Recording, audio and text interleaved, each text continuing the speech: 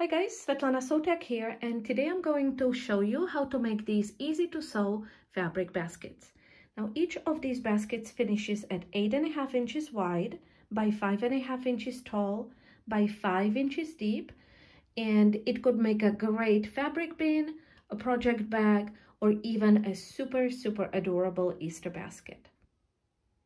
To make this basket, you will need 2 exterior panels and 2 lining panels, and I am using designer quilting cotton for both exterior and the lining of the basket. You will also need 2 panels of medium weight fusible interfacing and 2 panels of fusible fleece. And I will put a link to the interfacing that I'm using in the description box down below, and all the panels will measure 14 inches wide by 9 inches tall. And you will also need a webbing, a 13-inch long strip of a webbing, and it can be anywhere between 1 to 1.5 inches wide. My webbing is 1.25 inches wide.